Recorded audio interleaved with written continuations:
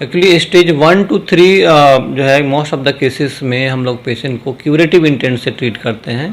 Treat करने का main उद्देश्य होता है कि उनकी बीमारी को जड़ से ख़त्म कर दिया जाए। कि तंबाकू से रिलेटेड जो कैंसर है वह बिहार में ज़्यादा है, खास करके यूपी बिहार में। हम लोग कोशिश करते हैं कि जो भी पेशेंट हमारे पास आएँ उनका बेहतर सिम्टोमेटिक ट्रीटमेंट हो, उनका तकलीफ़ जो है सबसे पहले कम किया जाए, सिम्टम्स जो है कि कम किया जाए। जो भी ट्रीटमेंट हो अर्ली से अर्ली स्टार्ट किया जाए, उसमें ट्रीटमेंट में कोई भी देरी ना हो, ठीक है, सही समय पे सही इलाज हो, तो उससे जो है कि रिज़ल्ट बेहतर आता है। जो पेशेंट जिनके पास टीपीए वगैरह है, इंश्योरेंस है, वो हमारे यहाँ अरेंजमेंट है।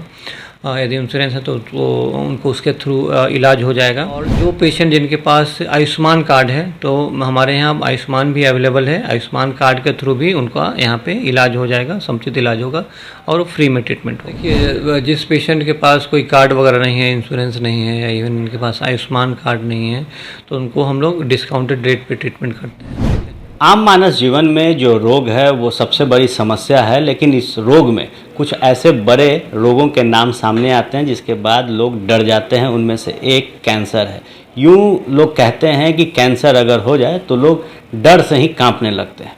बहरहाल कैंसर का अब इलाज बिहार के अंदर भी बड़े पैमाने पर हो रहा है और राजधानी पटना में भी कई बड़े बड़े जो अस्पताल हैं वो कैंसर को जड़ से ख़त्म करते हैं। हमारे साथ ऑर्गेनोलॉजिस्ट रीडू कुमार शर्मा मौजूद हैं। सर, कैंसर का नाम सुन के लोग डरते हैं, कैसे आप लोग इसके जो ट्रीटमेंट है अपने अस्पताल मगध कैंसर में कर रहे हैं? आज की तारीख में कैंसर जो है एक मेजर हेल्थ प्रॉब्लम है और पूरी दुनिया में हर साल 2 करोड़ से ज़्यादा केसेस डायग्नोस हो रहे हैं। हमारे देश में भी और हमारे राज्य में भी कैंसर के केसेस ग्रेजुअली बढ़ते जा रहे हैं, दिन प्रतिदिन बढ़ते जा रहे हैं। और पर्टिकुलरली आप देखेंगे कि तंबाकू से रिलेटेड जो कैंसर है वह बिहार में ज़्यादा है, खास करके यूपी बिहार में। तंबाकू आप लेते हैं, चाहे खैनी हो, जर्दा हो, पान के साथ या बीड़ी सिगरेट के रूप में जो यूज करते हैं, उनको कैंसर होने का चांस ज़्यादा होता है। खास करके ओरल कैविटी का कैंसर, सीए टंग, बक्कल मिकोसा, लंग कैंसर का रिस्क है। और आप देखें कि हम लोग के पास अभी जो पेशेंट आ रहे हैं, यंग एज के पेशेंट जो हैं वो ज़्यादा आ रहे हैं, ठीक है, जो तंबाकू यूज करते हैं। सो डेफिनेटली इसका ट्रीटमेंट जो है थोड़ा डिफ़िकल्ट होता है। मोस्ट ऑफ द कैंसर का ट्रीटमेंट जो है मल्टी मोडेलिटी ट्रीटमेंट है। मल्टी मोडेलिटी कहने का मतलब अलग अलग तरह का पद्धति का यूज होता है, जैसे cancer surgery, cancer chemotherapy, radiotherapy, आज इम्यूनोथेरापी भी यहाँ पे अवेलेबल है। इम्यूनोथेरापी और टारगेटेड थेरापी जो कि लेटेस्ट ट्रीटमेंट है कैंसर का, वो भी यहाँ पे अवेलेबल है। सो बेसिकली हम लोग का ट्रीटमेंट का उद्देश्य होता है, एक तो होता है कि बीमारी को क्योर करना, बीमारी को ख़त्म करना, उसके साथ साथ जो है कि पेशेंट के क्वालिटी ऑफ लाइफ को इम्प्रूव करना, ठीक है। जो भी उनको तकलीफ़ हो रही है, जो भी समस्या है, उसको जो है कि कैसे कम किया जाए और उनके जीवन का जो है जो क्वालिटी ऑफ लाइफ जिसको हम लोग कहते हैं, क्वालिटी ऑफ लाइफ को इम्प्रूव किया जाए, जिससे कि वो एक सामान्य जीवन जी सकें। एक बड़ा सवाल है कि कैंसर के कई स्टेजेस हैं, 1, 2, 3, 4, तो किस स्टेज में अगर पेशेंट पहुंचते हैं, जैसे एक हुआ तो कहा जाता है कि क्यूरेबल होता है, तो स्टेज 4 के लिए क्या तैयारियां रहती हैं आप लोगों की और उस पेशेंट को कैसे ट्रीट करते हैं? हाँ, आपका जो है बहुत अच्छा सवाल है। एक्चुअली स्टेज 1 to 3 जो है मोस्ट ऑफ द केसेस में हम लोग पेशेंट को क्यूरेटिव इंटेंट से ट्रीट करते हैं। ट्रीट करने का मेन उद्देश्य होता है कि उनकी बीमारी को जड़ से ख़त्म कर दिया जाए। स्टेज 4 डेफिनेटली एक चैलेंज है और ख़ास करके हमारे देश में जब हम लोग अपना वेस्टर्न कंट्री से कंपेयर करते हैं तो मेन डिफरेंस यही होता है कि आप यूएसए या यूके वगैरह में मोस्ट ऑफ द पेशेंट जो डायग्नोस होते हैं वो अर्ली स्टेज में डायग्नोस होते हैं। बट हमारे देश में जो अधिकांश पेशेंट आते हैं वो तो या तो लोकली एडवांस्ड होते हैं या मेटास्टेटिक स्टेज में होते हैं, और इसी की वजह से दोनों का रिजल्ट जो है अलग अलग है। सो स्टेज 4 डेफिनेटली एक चैलेंज होता है, ठीक है, पेशेंट के लिए भी, डॉक्टर के लिए भी। और मोस्ट ऑफ द केसेस में आप देखें कि स्टेज 4 में बीमारी जो है कि क्यूरेटिव इंटेंट से ट्रीट नहीं होता, पैलेटिव इंटेंट से ट्रीट होता है। इसमें मेन एम होता है कि पेशेंट का जो जीवन जो भी समस्या है उनको, ठीक है, तकलीफ़ है, दर्द वगैरह है या जो भी तकलीफ़ हो रही है, उसको सिम्टोमेटिक ट्रीटमेंट देना, उस सिम्टम्स को कम करना और क्वालिटी ऑफ लाइफ को इम्प्रूव करना। आप देखें कि कुछ अभी महीनों में, कुछ सालों में अभी बहुत सारे नए नए दवा आए हैं, ठीक है, इम्यूनोथेरापी है, टारगेटेड थेरापी है, उससे स्टेज 4 में भी पेशेंट का सर्वाइवल काफ़ी बढ़ा है। इवन लंग कैंसर के हमारे पास कुछ पेशेंट हैं जो कि पिछले 5 साल से जो है कि वो सर्वाइव कर रहे हैं, ठीक है, इम्यूनोथेरापी पर हैं। सो इम्यूनोथेरापी के देने से भी स्टेज 4 में भी कुछ ऐसे पेशेंट हैं जो कि क्योर हुए हैं, ठीक हो गए हैं, ठीक है, 5 साल से ज़्यादा वो से अभी भी चल रहे हैं। लेकिन हाँ, definitely most of the cases में स्टेज 4 में बीमारी आने के बाद सर्वाइवल जो है लिमिटेड होता है ना। और बीमारी का ट्रीटमेंट भी जो है कि कॉस्टली हो जाता है, खर्च जो है कि बढ़ जाता है, क्योंकि जो भी लेटेस्ट ट्रीटमेंट है, चाहे इम्यूनोथेरापी हुआ या टारगेटेड थेरापी हो, कॉस्टली है। मोस्ट ऑफ द जो दवा है उसमें पेटेंट में है।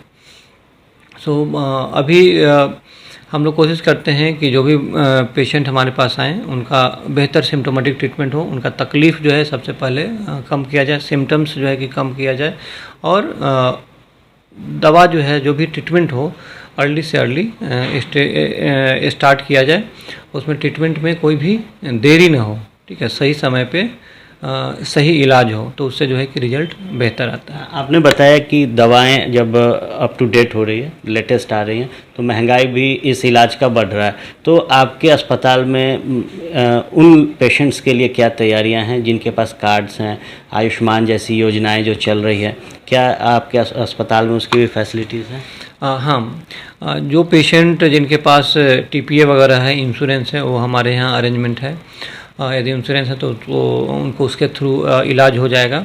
और जो पेशेंट जिनके पास आयुष्मान कार्ड है, तो हमारे यहाँ आयुष्मान भी अवेलेबल है। आयुष्मान कार्ड के थ्रू भी उनका यहाँ पे इलाज हो जाएगा, समुचित इलाज होगा और फ्री में ट्रीटमेंट होगा। हमने देखा कि जो पेशेंट्स हैं जो आपके यहाँ आते भी, हमने भी बात की कई लोगों से कि अगर इस तरीके की फैसिलिटीज़ नहीं होती तो फिर भी जो ट्रीटमेंट है उसी दायरे में आप लोग करते हैं। देखिए, जिस पेशेंट के पास कोई कार्ड वगैरह नहीं है, इंश्योरेंस नहीं है, या इवन उनके पास आयुष्मान कार्ड नहीं है, तो उनको हम लोग डिस्काउंटेड रेट पे ट्रीटमेंट करते हैं, ठीक है।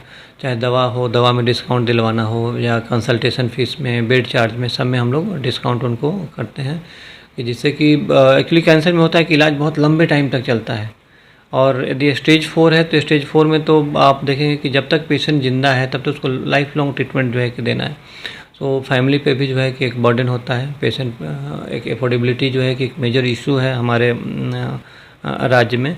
तो हम लोग कोशिश करते हैं कि जहाँ तक हो सके पेशेंट को हेल्प करना है। एक आखिरी सवाल है, आपने ओरल कैंसर पे आज बात की है, क्या जो लोग तंबाकू का सेवन नहीं करते हैं, सिगरेट नहीं पीते हैं, उनमें भी ओरल कैंसर की संभावनाएं रहती हैं? देखिए, ओरल कैंसर के भी बहुत सारे कारण होते हैं, but most of the cases में देखा गया है कि ओरल कैविटी के कैंसर या लंग कैंसर जो है तंबाकू से रिलेटेड है। लेकिन तंबाकू के अलावा और भी दूसरा कारण है, जैसे कि कुछ जो कैंसर होते हैं ओरल कैविटी में, खास करके ओरोफैरिंग्स का कैंसर, वो इन्फेक्शन वगैरह की वजह से होता है, एचपीवी इन्फेक्शन की वजह से भी होता है। कुछ यदि वहाँ पे उनका डेंचर्स वगैरह की वजह से होता है, शार्प टीथ वगैरह है, काफ़ी दिन तक उससे वहाँ कुछ जख्म वगैरह हो जाता है, उसकी वजह से भी बीमारी होती है। या और भी कुछ वैसा जो है कि जो कि कंटिन्यूसली वहाँ पे डैमेज कर रहा है, तो उसकी वजह से भी कैंसर हो सकता है। हाँ, डेफिनेटली जो लोग तंबाकू वगैरह नहीं खाते हैं उनमें रिस्क जो है बहुत कम होता है, ठीक है, कैंसर का रिस्क जो है काफ़ी कम होता है।